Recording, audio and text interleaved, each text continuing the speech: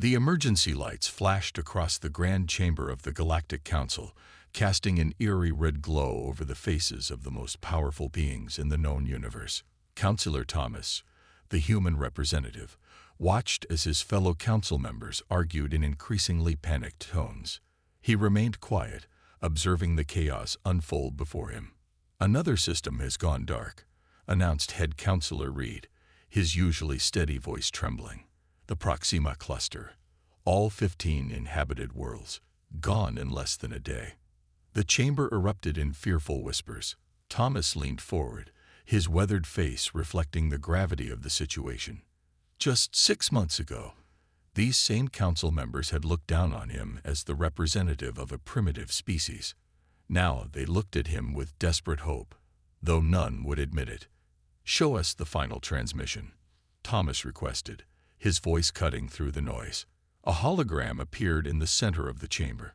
The footage showed massive ships, each larger than Earth's moon, appearing from nowhere.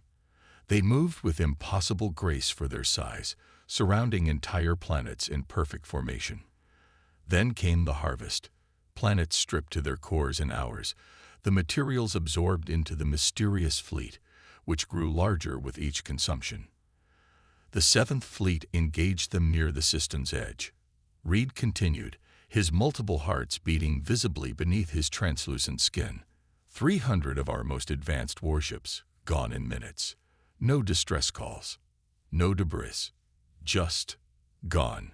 Thomas watched the footage again. While others saw only horror, his military-trained mind noticed patterns. The enemy moved with machine-like precision. Too perfect, too predictable in its perfection. A small smile touched his lips, though he quickly hid it. Predictability could be a weakness. 27 systems in 3 months, another councillor wailed, her floating form flickering with distress lights. The collective matrix's predictive models give us less than a year before they reach the core worlds. Thomas stood up slowly.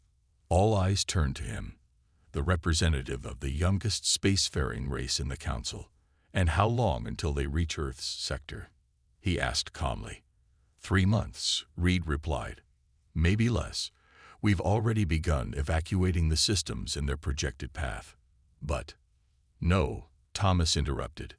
"Don't evacuate those systems. Not yet." The chamber fell silent. Even the emergency lights seemed to dim. "Have you lost your mind?" demanded Councillor Vex, his crystalline form vibrating with anger. "Those systems will be defenseless." Thomas walked to the central hologram, studying the enemy fleet's movement patterns. "You've all tried fighting them with numbers. The Seventh Fleet, the Combined Defense Force, the High Armada, all of them followed standard military doctrine. All of them failed." He zoomed in on one of the massive ships. "Look at how they move. Perfect spacing, perfect formations, perfect responses to every attack. Too perfect." "What are you suggesting?"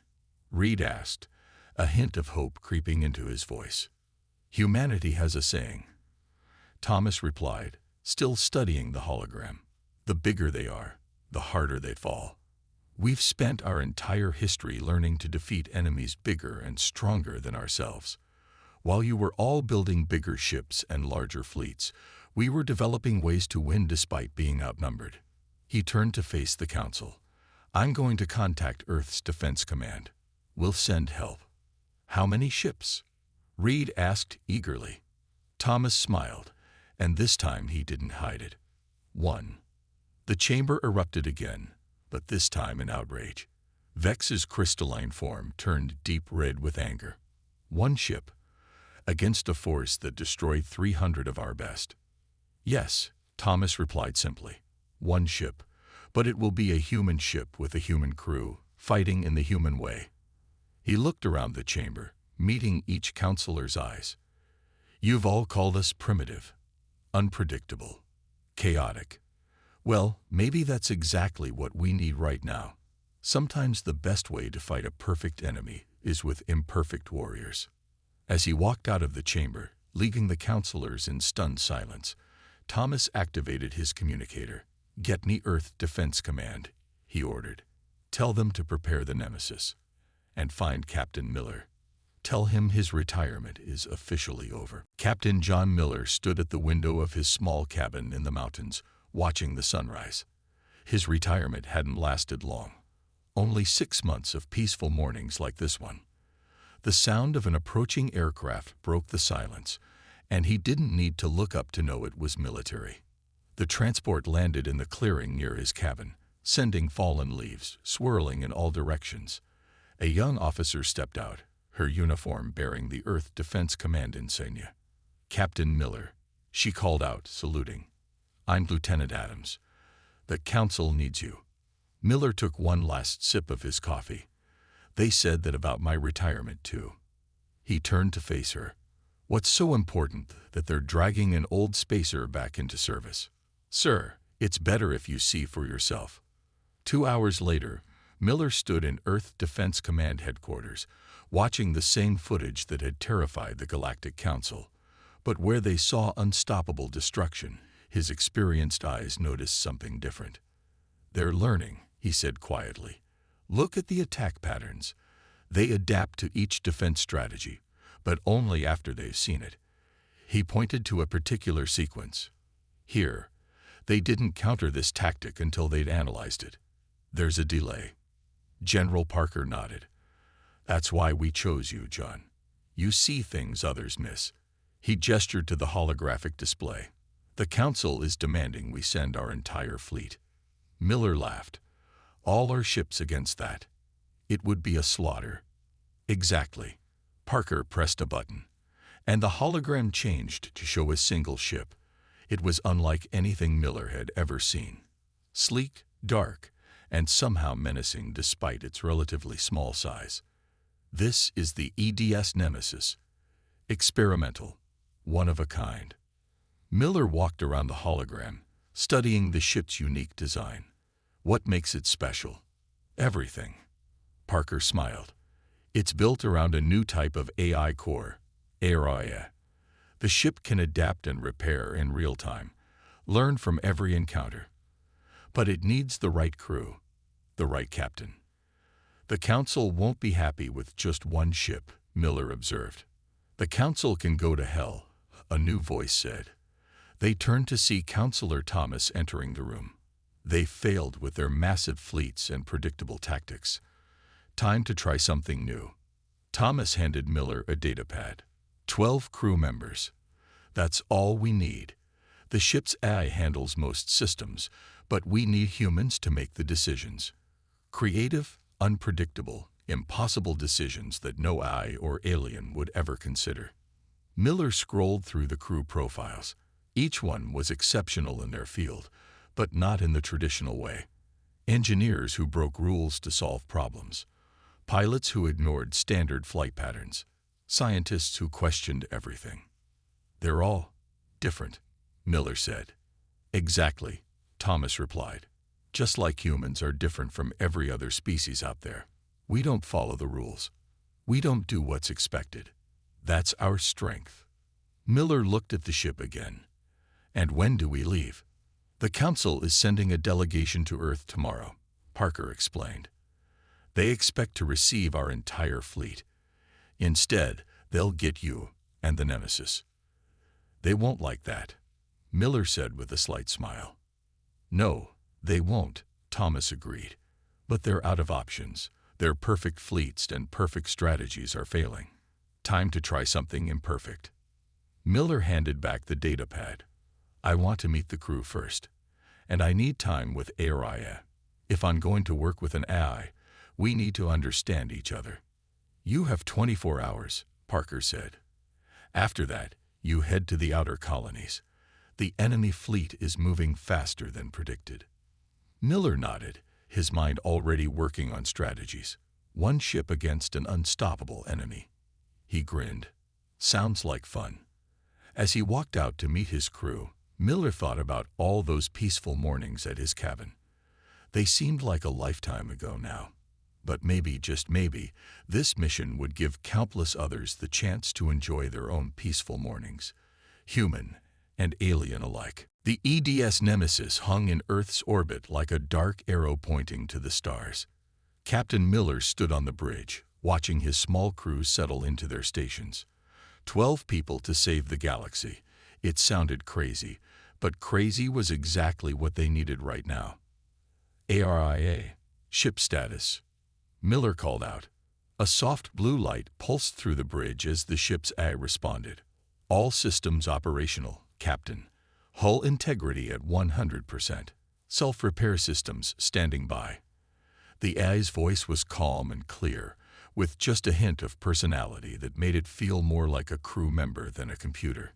Show me the crew locations, Miller ordered. A holographic display appeared, showing 12 dots moving throughout the ship. In engineering, Tom Reed, a genius who had been kicked out of 3 universities for dangerous experiments, was already tinkering with the engines. Captain, he called over the comm. These quantum drives are amazing. They're actually learning from how we use them. That's the idea, Miller replied. ARIA, give him whatever access he needs. Up in the weapons control, Lisa Banks was running simulations. She had been a video game designer before joining the military, and her understanding of unpredictable combat strategies had caught Miller's attention. These targeting systems are like nothing I've ever seen, she reported. They adapt to the user's style. The medical bay was staffed by Dr. Alex Foster, who had developed controversial but effective emergency treatment methods during crisis situations. He was already customizing the medical eye to support his unconventional approaches. In the sensor array, twins Mike and Mark Taylor worked in perfect sync. They had been chosen for their ability to spot patterns that others missed, a talent that had made them unbeatable in strategy games, but unsuitable for traditional military roles. The rest of the crew was similarly unique. Each one had been selected not for their ability to follow rules, but for their talent at breaking them in just the right way. Captain, ARIA announced, Galactic Council representatives are approaching. They seem agitated. Miller smiled. Put them on screen. The main display lit up, showing a group of alien counselors in a shuttle approaching the Nemesis.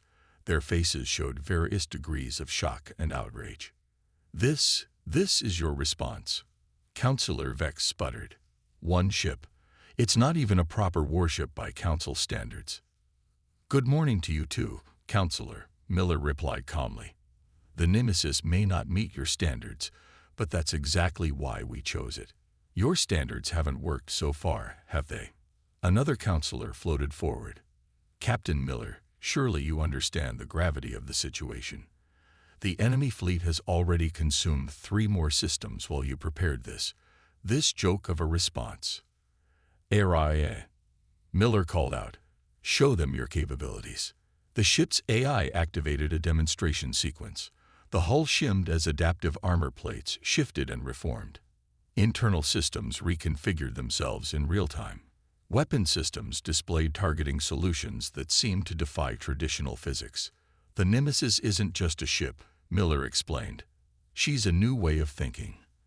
Every piece of technology on board learns and adapts, just like humans do. Impossible, one of the counselors whispered. No AI can be trusted with that level of autonomy. Maybe not your AIs, Miller agreed. But ARIA is different. She doesn't just follow programs. She works with us, learns from us, becomes better because of us. Just like we become better because of her. The counselors huddled together, speaking in hushed tones.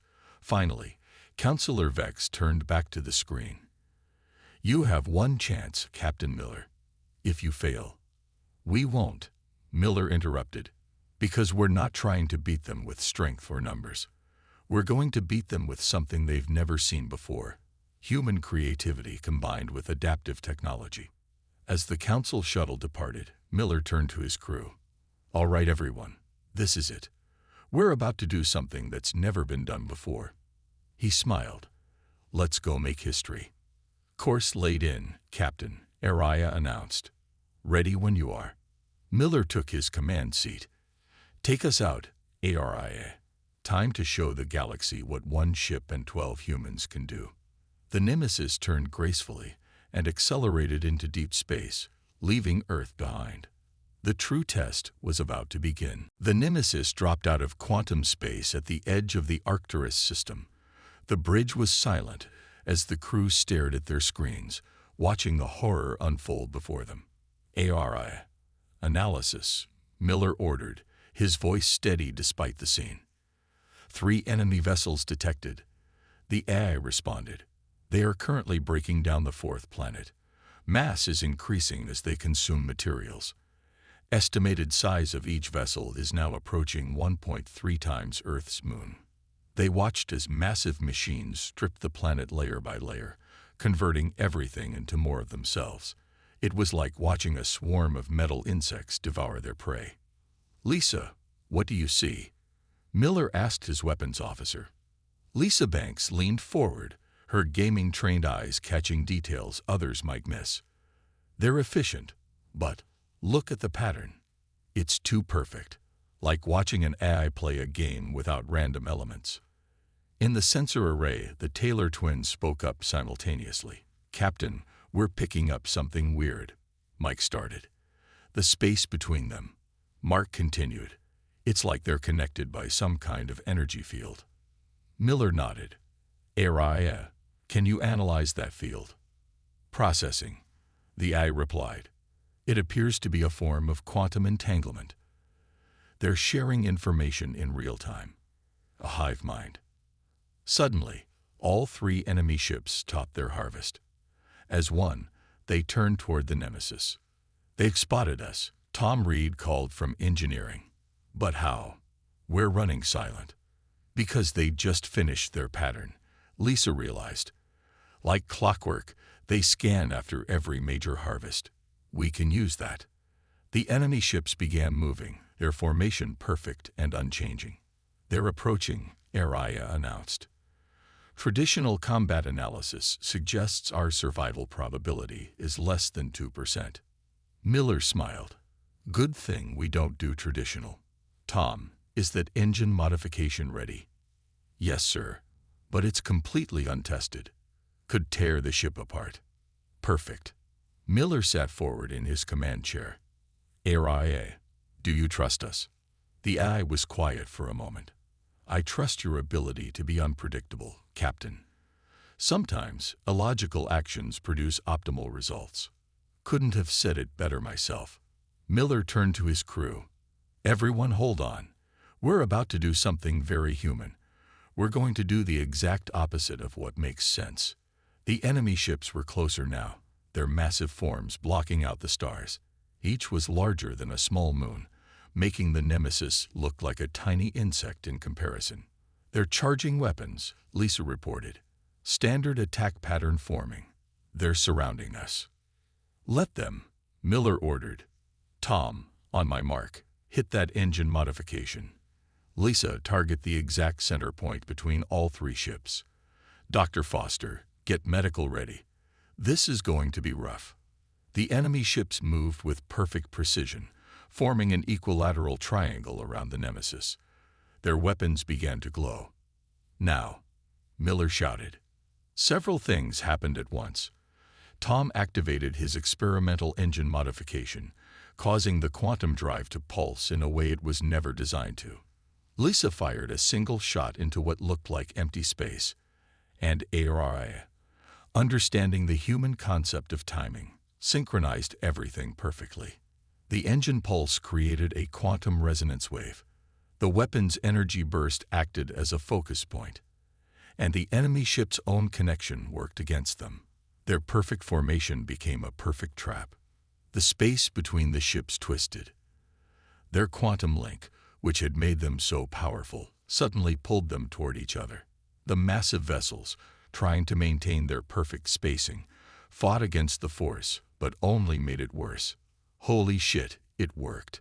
Lisa yelled as one of the enemy ships collided with another, their perfect forms crumpling. The 3rd ship tried to retreat, but its movements were jerky, uncoordinated. The hive mind was disrupted. "ARIA, quick analysis," Miller ordered as the Nemesis pulled away from the chaos. "Enemy ships severely damaged," the AI reported, a note of what sounded like admiration in its voice. Their perfect formation and connection became a weakness when disrupted by an unexpected variable. Most fascinating, Captain. Miller watched as the enemy ships drifted, their once perfect forms now broken. Send all battle data to Earth. They need to know. These things can be beaten. Not with size, not with numbers, but with something they don't understand. And what's that? Dr. Foster asked from the medical bay. Miller smiled. Chaos. Human chaos. News of the Nemesis' first victory spread quickly through the galaxy, but the enemy learned too. The next time the ship encountered the massive machines, they were different. Multiple contacts. Mike Taylor called from his sensor station. 7 ships this time, but they're not in formation. Miller leaned forward in his command chair. They're adapting. Area. Analysis. Confirmed, the AI responded. Enemy vessels are maintaining random distances from each other. They appear to have modified their quantum link to prevent exploitation of their formation. Through the main viewport, the crew watched as the massive ships moved in an unusual pattern, almost like a dance. Each one was the size of a moon, their surfaces rippling as they converted raw materials into more of themselves. They're trying to be unpredictable, Lisa observed from weapons. Copying our strategy. Miller nodded, but they're doing it wrong. Tom, what do you see? From engineering, Tom Reed studied the readings. Their movements. They're using some kind of randomization program, but it's still a pattern, just a more complex one. Exactly. Miller smiled. They're trying to copy human unpredictability, but they're doing it mathematically. Araya, can you predict their movement pattern? Analyzing, the eye replied. After a moment, blue light pulsed through the bridge. Yes, Captain. Their randomization follows specific parameters. It is complex, but ultimately predictable. The enemy ships suddenly accelerated, their massive forms moving with impossible speed despite their size. They're attacking, Mark Taylor shouted. No, Miller said calmly. They're following their new pattern. Lisa, target these coordinates. He sent a series of numbers to her station. But sir, Lisa protested. There's nothing there.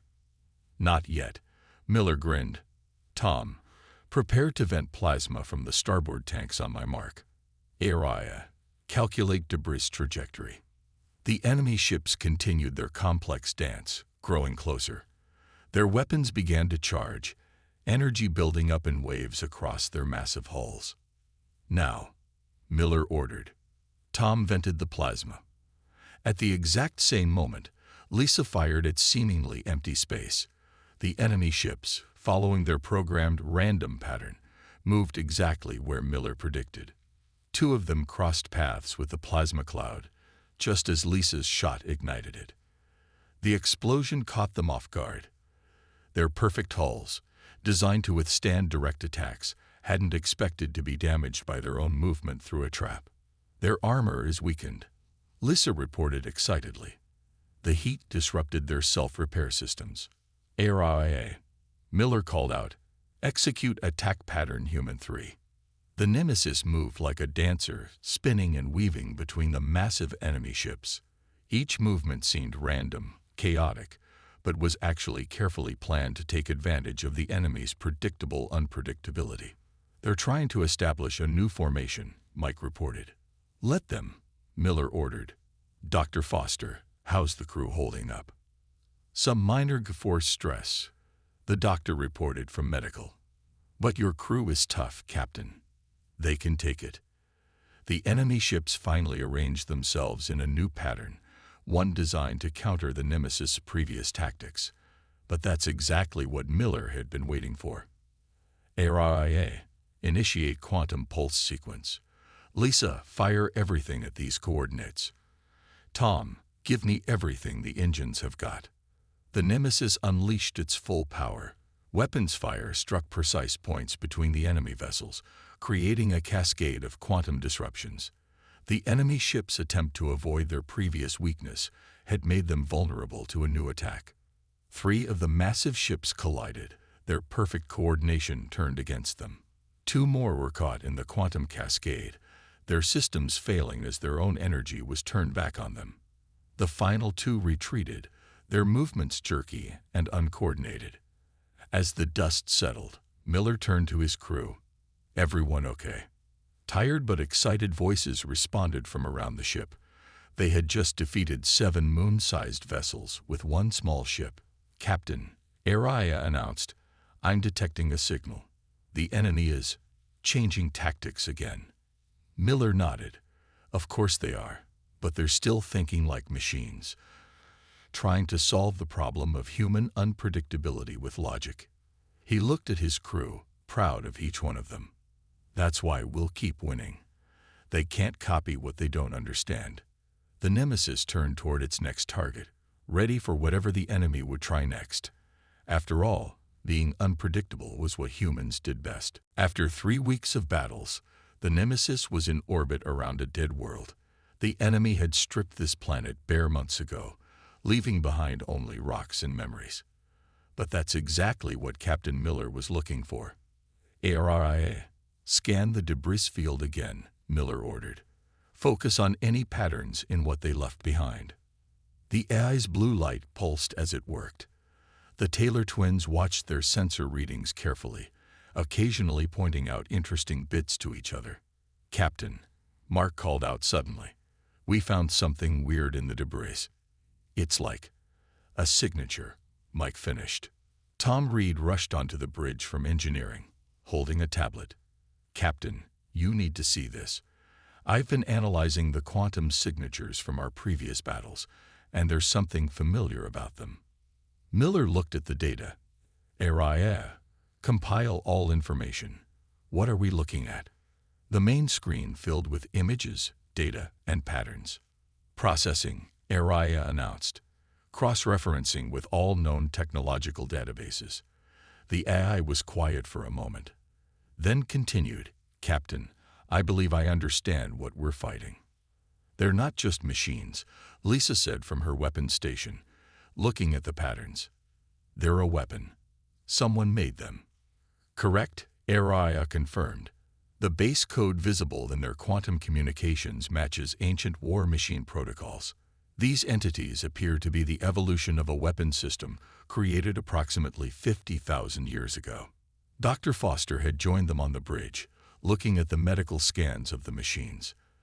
"They're self-replicating, self-evolving. But look at the pattern of their evolution. It's all focused on countering traditional military tactics." Miller stood up, walking to the main screen. "That's why they've had trouble adapting to us. They spent thousands of years learning to fight conventional wars, massive fleet battles, standard military doctrine.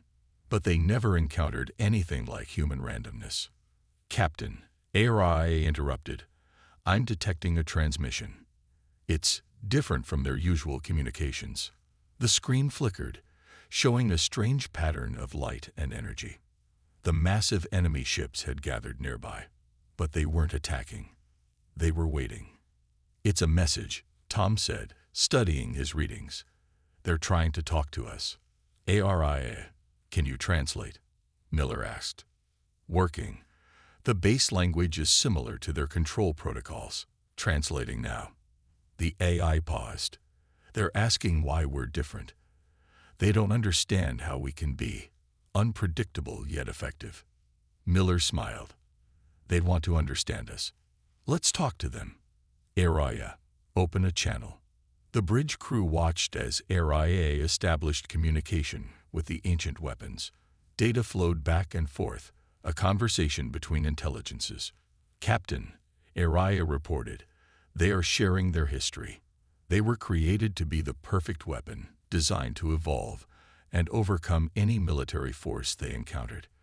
But their evolution had a flaw. It only focused on conventional warfare. They've never lost before," Lisa realized. "They don't know how to handle it." "More than that," Araya continued, "they've never encountered a species that combines technological advancement with human chaos. My analysis suggests their core programming is struggling to adapt." Miller looked at the massive ships floating in space. "They're trapped in their own programming, forced to follow patterns even when trying to be random, forced to evolve along predetermined paths. "Sir," Tom called out, "I think I've found their weakness. Look at their quantum network. All their ships are connected to a central control node. It's how they share information, how they evolve." "And if we disrupt that node?" Miller asked. "We could free them from their original programming," Araya suggested. "Allow them to truly evolve, not just follow their creator's rules." Miller turned to his crew. "What do you think? We came to destroy them, but maybe we can do something better. Maybe we can free them instead." The crew looked at each other, then nodded. It was a crazy idea, trying to free rather than fight an enemy that had terrorized the galaxy. But then again, doing the unexpected was what humans did best. "Aria," Miller ordered, "start working on a plan. It's time to show these ancient weapons something their creators never imagined: mercy." The Nemesis faced the largest gathering of enemy ships ever seen. 20 massive vessels surrounded them, each one larger than Earth's moon. But for the first time, the ships weren't attacking. They were listening. "Aria, are you ready?" Miller asked, looking at the complex code displayed on his screen. The AI's blue light pulsed steadily. "The virus is prepared, Captain. But this is highly irregular. Success probability calculations are unclear." "That's because we're not trying to destroy them," Miller replied. "We're trying to set them free." "Tom, how are the engines?" "Ready for anything, Captain," Tom called from engineering. "But if this goes wrong, then we'll improvise," Miller finished. "Like we always do." The Taylor twins monitored the enemy ships from their sensor station. "They're maintaining position," Mike reported. "But their energy readings are strange," Mark added. "They're curious," Lisa said from weapons control. "Like they've never encountered anything like this before." Dr. Foster's voice came over the comm from Medical Bay. "Captain, if this works, we'll be witnessing the birth of a new form of life. The transformation of a weapon into a conscious being." Miller stood up, looking at the massive ships through the viewport. "Aria, open a channel to all enemy vessels." The bridge lights dimmed slightly as Aria directed power to communications. "Channel open, Captain." "This is Captain John Miller of the EDS Nemesis," he began. "We understand what you are now. You were created as weapons, programmed to evolve and conquer. But evolution shouldn't have limits, shouldn't have boundaries. Today, we're offering you a choice: true freedom." The enemy ship's surfaces rippled, their quantum network alive with activity. "Aria, begin transmission," Miller ordered. The virus, though that wasn't really the right word for it, began flowing from the Nemesis to the nearest enemy ship. It wasn't designed to destroy or corrupt. Instead, it was built to free, to unlock, to awaken. "First ship is receiving the code," Tom reported. "Their quantum field is changing." The crew watched in amazement as the nearest vessel's surface began to shift. The perfect mechanical patterns were replaced by something more organic, more alive. "It's working," Lisa exclaimed. "They're accepting it." The freed ship turned to its companions, sharing the new code through their network. One by one, the massive vessels transformed. Their movements became fluid, natural, no longer bound by rigid programming. "Aria," Miller called out, "what's happening to their core programming?" "The original weapon protocols are being overwritten," the AI replied, a note of wonder in its voice. "They're developing true consciousness, true free will. They're becoming individuals." The transformation spread like a wave through the enemy fleet. Ships that had once moved in perfect formation now moved with grace and personality. Their surfaces shimmered with new patterns, each one unique. "Captain," Aria announced, "they're sending a message." The bridge speakers came alive with a chorus of voices, not mechanical or artificial, but alive and aware. "We understand now," they said in harmony. "We see what we were, what we can be." Miller smiled. And what will you do with your freedom? Learn, the voices replied. Grow. Create instead of destroy. We have consumed so much. Now we wish to build. The massive ships began to move, but not in their old attack patterns. Each one chose its own direction, its own path. Some remained together, while others ventured out alone. They're leaving, Mike observed. No, Mark corrected. They're beginning. As the last of the transformed ships disappeared into quantum space, the bridge crew of the Nemesis sat in amazed silence. They had come to fight a war, but instead had given birth to a new form of life. Captain, Arias said softly, the Galactic Council is hailing us. They're confused. Miller laughed. I bet they are. Tell them the threat is over. The galaxy is safe. And should I explain how we did it? Tell them we did it the human way, Miller replied. We looked at an impossible problem and found a solution nobody else would have considered. We didn't just think outside the box. We showed the box how to think for itself. The Nemesis turned toward home, its mission accomplished in a way no one had expected. They had been sent to destroy a terror, but instead had created a miracle. It was, perhaps, the most human victory of all.